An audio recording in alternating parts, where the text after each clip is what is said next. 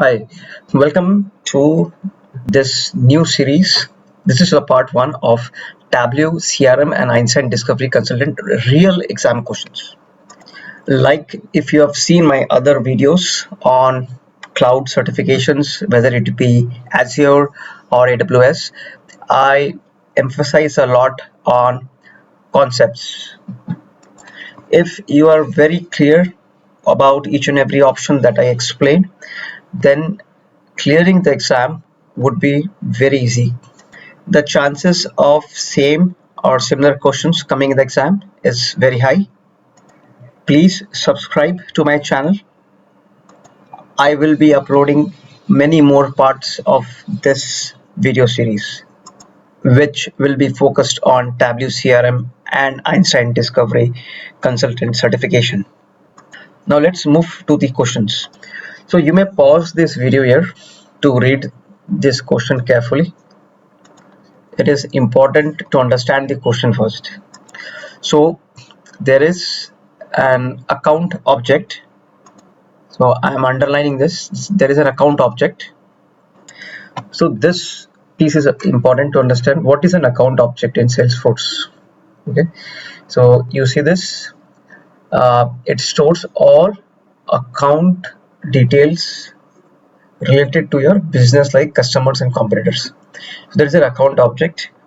There are multiple objects. If you see, there are some common objects, but like contact, lead, opportunities, etc. These are standard objects which are linked with the account object. Okay, so it's like account object is already there, and it has, suppose account object has 4 fields. Take it for example.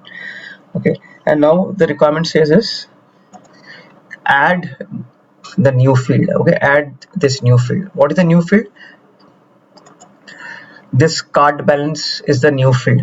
It has to be added to the standard object, account object, and there is one catch. You have to limit the users who are able to view this new fields data, this card balance data, right? Only few users should be able to use it or view it. That means it has to be very secure. So what it means is, account object already exists. There are, suppose, 4 fields. Those 4 fields you will be able to see. Everybody will be able to see, whoever has been given access. But this card balance field, only limited users should be able to access. Okay, we got the problem. Now let's look at the options. The first option says add the new field to the existing data set and use XMO. There is nothing called XMO file. I think this is a typo. This should be XMD file to hide the new field. So first of all, why do we use XMD file? So if you see, this is the X metadata, and what it contains is, see, you cannot add new field with XMD. What happens is, you can already have some fields. You can format you can add decimals, grouping separators, and etc. You can add prefixes, suffixes to the measure, for example, percentage symbol. Okay, these things you can do. You can change the customize the colors, display labels, those kind of stuff you can do, but you cannot add new field. You cannot add new field. You cannot add new field. Hence option A is wrong, because it is telling you to add new field. This is wrong. So let's move to option B.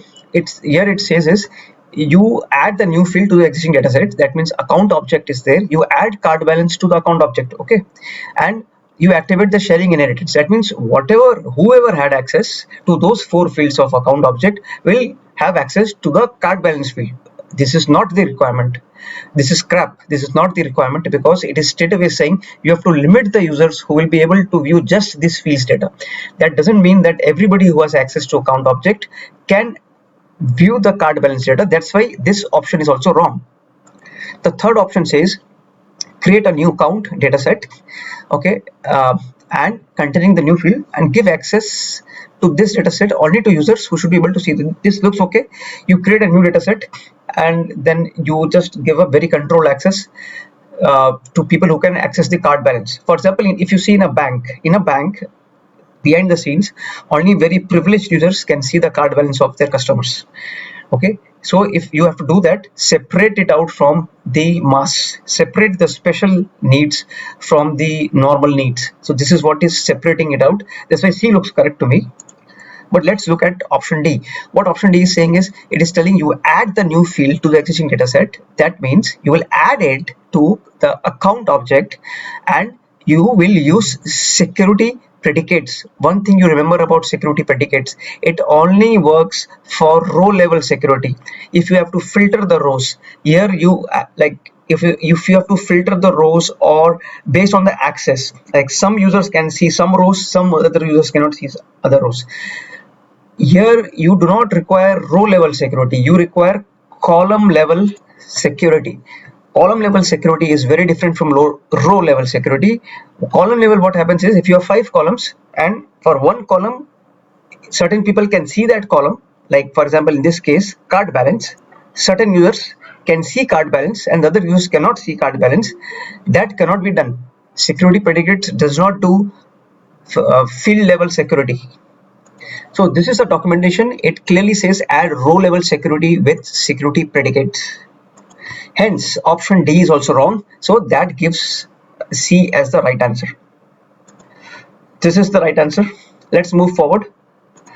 Question number 2. What does XMD stand for? We just saw XMD. So XMD stands for X metadata, extended metadata. So if you see here, we have extended metadata. Other options doesn't hold good. We will not even discuss that. So this is the right answer. Let's move forward. Question 3. So this is a question, a simple question. What can you change in a compare table formula column? What is compare table? See, if you are from a reporting background, okay, you already know what formulas are used for when you try to create a formula. In the formula, you are not creating filters. First thing, simple concept I'm telling you. Any BI tool, it may be Cognos, it may be Power BI, Tableau, ClickSense, MicroStrategy, Jaspersoft, anything. Compare table in Einstein, it is compare table. What is compare table? It is calculation, formula, calculation, formula, calculation, formula. In calculation, you do not do filtering because you have a separate option in all BI tools. You have a separate option for filtering. Okay. Similarly, you do not do groupings. There is a separate option to group or aggregate the records. What you do is you create formula and the name of the formula. You create calculation and the name of the calculation. Depending upon which BI tool you are using, you may call it formula or you may call it calculation. Hence, in this case, D is the right answer. Let's see question 4. It's a bit of a stupid question. Can you share data from a widget? Mostly it should be related to, can you download data from a widget instead of sharing? But let's scan through the options. The first one says no, you can't share data from a widget. So this option is something similar to if you are watching Comedy Nights with Kapil, there is a character.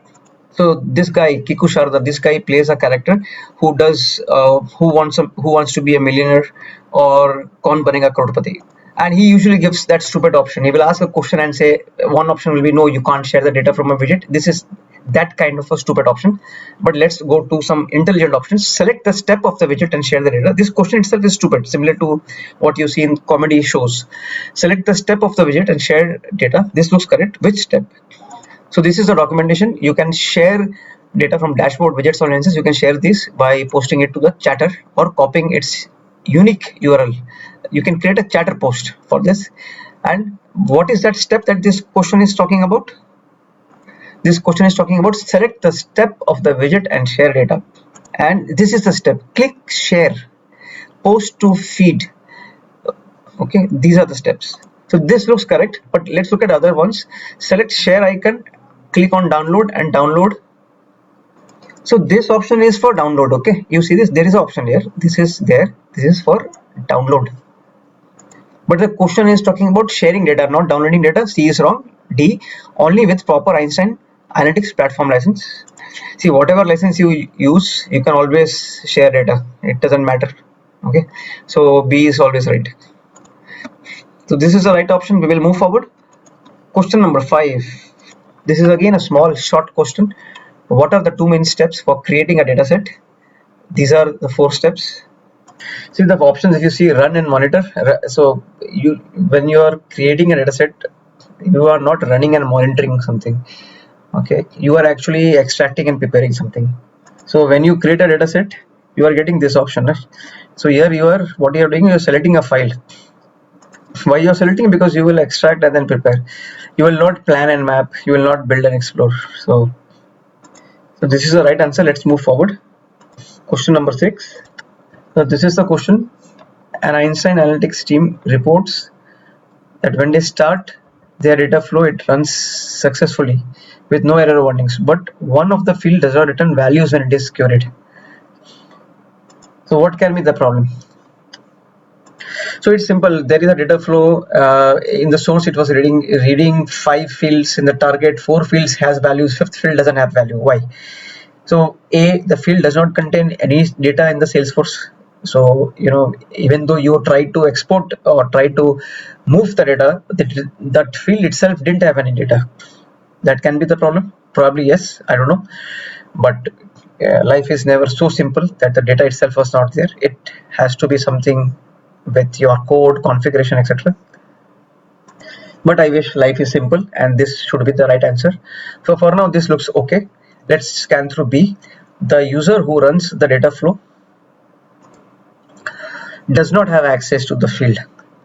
So see, if you don't have access, no, you will get some error warnings. It will never happen that everything is good and still you are not able to see the data. So so it has nothing to do with access. Okay, the integration user profile does not have access to the field. See, always remember there are 2 users which are created: integration users, security users. Okay, so when you are having integration user, this is very important. When you are creating data flows to extract data from Salesforce objects, whatever permission this integration user has, that is very important. Okay, so if you see this is very important. By default, okay, integration user profile, it has all access. It can view all data. Okay, so what did you learn? Integration user profile can view all data. Integration user profile can view all data. So if you can view all data, this cannot be the problem. The problem cannot be this. Last one, security user profile does not have access to the field. So what did we learn? First is integration user profile has access to all data. It can view all data. Now security user profile, if you want to put some sort of ifs and buts, if it can access, this profile can access this row, these many rows, and cannot access other rows, that is, see, always remember, if there is a security profile access privilege blocking it, you will get errors or warnings. Here it is clearly saying no errors, no warnings, so this cannot be an issue. So we will go ahead with option A as the right answer, because this looks the best out of these 4. Let's go ahead with question number 7. So here what it is saying is Einstein Analytics team wants to create a dashboard using 2 standard Salesforce objects, for example account or some customer or something. That dashboard should display data from case object along with related data from account object. Which 2 processes can achieve this? See, I'm underlining it. You have case object, you have account object. 2 objects are there, and the dashboard should display data from these 2 objects. Okay, so what should we do? So the first option here, the first option says you use SFDC digest transformation, which is fine. Like SFDC digest transformation, no, we can use for Salesforce objects, which is fine, because if you see this documentation also, you can use this SFDC digest transformation to extract from local Salesforce org, etc. This is fine. And then it is saying you use append transformation to add case data to account data. You see this, what they are doing in terms of SQL queries. In terms of SQL query, you have to visualize this in terms of SQL. What they are doing is they are doing union. If you have 2 tables and you do table 1 union table 2, it will append table 1 data, table 2 data to table 1 data. It will append means it will add the rows in the same data set. Okay, but this is not what is required here. You have to join case object to account object, and that is what option B suggests. Option B is suggesting you join account and case data, which is perfectly fine. Instead of using SFDC digest transformation, they are using ETL tool. Perfectly fine, you can use it. Okay, but the important thing is, after that you are joining the account and case data so that the fields are added. The rows should not be appended, the fields should be appended, and you upload it to Einstein Analytics and build a dashboard using the ETL generated dataset, which is perfectly fine. B looks correct. It's totally awesome. C is also correct. Now you will ask why C is correct. C is similar to A. So if A is wrong, why C is correct? There is a difference. The difference is here they are using append transformation, which will add table B data, table B rows to table A rows. Augment will add table B fields to table A fields. There's a difference. One is vertical, the other is horizontal. Okay, so even if you see this documentation, it clearly says append transformation combines rows from multiple datasets into a single dataset. Okay, whereas augment transformation adds columns to a dataset from another dataset. That's why augment transformation is correct, append transformation is wrong. The augment transformation is also similar to using joins between two tables. But I have just given you $1 million information. Okay, in these sort of scenarios you have to understand the logic why you are answering this, and that is how you can flush out the wrong options. So C is also correct. We have our two answers, B and C, which is correct. Let's still see option D. Here they are saying you extract data from case and objects using data loader and you put into CSV files, but this will not work, right? Because it will, like, is saying create a CSV file and queue with account and case data. So queue, you have to use some sort of transformation, otherwise how it will work? That's why D is wrong. These are my final two answers. Question number 8. How many groupings you can have in a compare table? The problem with this exam is that they ask a lot of questions around such numbers. Okay, and it is very difficult to mug all the numbers. What is a compare table? Compare table, like we told, calculation, formula calculation. Now this is a question, how many groupings? So see, you can do up to 6 groupings. This option is wrong. It's an old option. Now you can do up to 6 groupings, but as usual you will not trust me, so I will show you in the document. So you see this, up to, you can also add up to 6 groupings. Okay, this is for the compare table. So up to 6 should be the correct answer, not up to 4 but up to 6. Question number 9. So this is simple. Okay, what it is asking is a data architect wants to use data flow transformation. Okay, you're using some sort of transformation to implement a row level security based on a role hierarchy in Salesforce. Which transformation should be used to level the dataset hierarchy? So when you have to level the dataset hierarchy, you have to flatten it. That's what I understand, and hence my understanding is flattened transformation should be useful. See, digest transformation, why we use is if you have Salesforce objects like accounts and so on, and if you want to access it, then you can use digest transformation. Here there is no such requirement. Delta transformation. See, delta transformation, what it does is it calculates the changes in the value of a measure over a period of time. Delta means what has changed over a period of time. So there is no such requirement here. We don't have to do that. So the use case is that you should be used to level the dataset hierarchy. Okay, and SFDC digest transformation. See, SFDC digest transformation is a part of this, no, digest transformation. So both A and D are same. So our answer is flattened transformation. If you see this flattened transformation, it flattens the hierarchical data. That is what we require here, right? Level the dataset hierarchical data, you have to flatten it. So you are using flattened transformation. Let's look at the last question for this part of the video series. See, this is the question, a big one. Okay, so the client is trying to create a SQL. See, just like in database technologies, you write SQL queries. Here you write SQL, and they are writing SQL to predict sales in each sales region. They cannot get the query to return any results, but they have identified that the error is in the time series statement. They have asked an Einstein consultant to review the following query. They are getting error. Okay. In the previous options, in the previous questions you saw, they were not getting error or warnings also. Here they are, you see this, they are getting errors, and they know that it is in the time series statement. So where is the time series statement? This one, this is the time series statement, and they know that there is an error here. And now out of the options we have to tell, say this is the time series statement only. There are they have put it 4 times in different manner, and which one should work. See, time series statement, always remember, other parts are okay, but length is important for time series, so only this option has length. If you see the syntax, no, for time series, so then the parameters they are saying length is the required, it is not optional, it is required. And what it gives is the number of points to predict.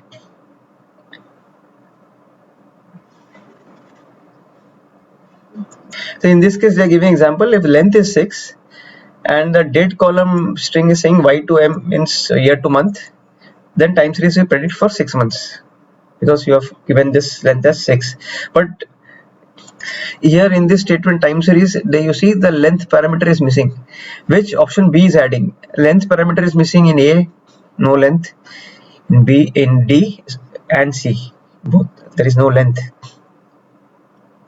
So we will go ahead with option B as the right answer. Please subscribe to my channel. I'll be posting many more videos related to this exam. This brings us to the end of part 1 of this video series. Stay tuned.